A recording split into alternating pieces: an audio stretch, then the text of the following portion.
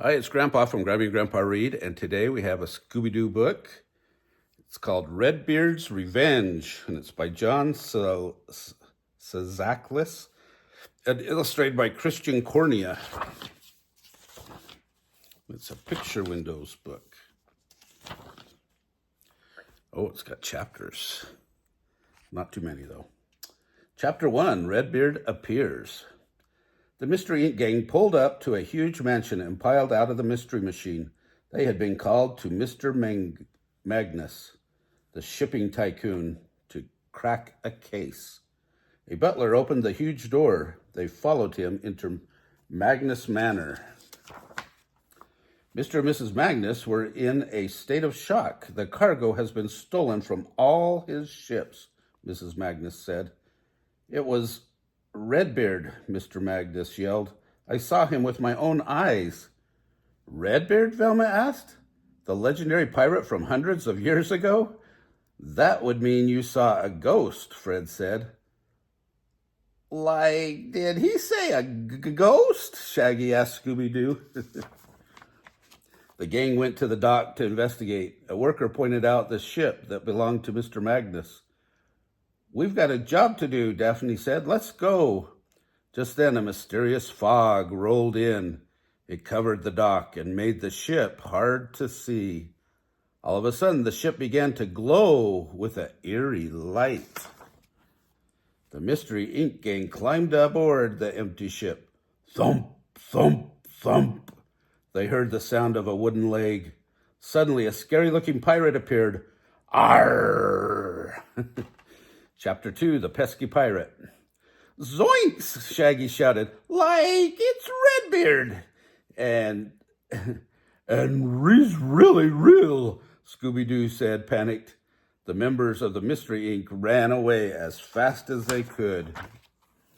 The ghost ship was full of twists and turns. Jeepers, Daphne said. I found a room full of costumes.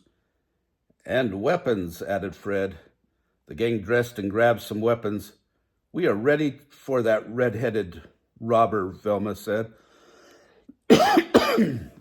Like, now we can catch Redbeard red-handed, Shaggy added. I've got a groovy idea, gang, Fred said. Let's split up and search the spooky ship. Daphne and Velma went one way, Scooby and Shaggy went another. Fred was left all alone. Fred said to himself. Guess it wasn't such a groovy idea. Suddenly, Redbeard appeared and grabbed Fred. Ahoy, matey, cried the crook. You're mine. Shaggy and Scooby-Doo heard a strange noise. Clank, clank, clank. They climbed to the deck and saw Fred walking the plank. Ruh-roh, screamed Scooby. The pesky pirate appeared behind the duo. Zoinks! Shouted Shaggy. Quit blubbering, ye landlubbers, growled the ghost. Chapter 3, Bubble Trouble. Redbeard took the frightened friends to the galley. The creepy crook made them cook for him. Scooby-Doo poured lots and lots of lemon juice into the pot, but it was really lemon-scented soap. The room filled with big soapy bubbles. Redbeard was trapped. Daphne and Velma found their friends and armed their weapons. Pop! Crash! Redbeard landed hard on the floor. His mask popped off. It's Mr. Magnus. Oh, it's Mr. Magnus, Shaggy shouted. Jinkies, Velma said. There was no greedy ghost. Mr. Magnus kept the cargo instead of giving it to the owners, added Daphne. And I would have gotten away with it, yelled Mr. Magnus, if not for you meddling kids. An officer arrived to take the terrible tycoon away. Another mystery solved by Mystery Inc., Fred said. A job well done, Velma agreed. That's right, Daphne said. Like, I think it's time we set sail for home, Shaggy said. Scooby agreed. Scooby-Dooby-Doo!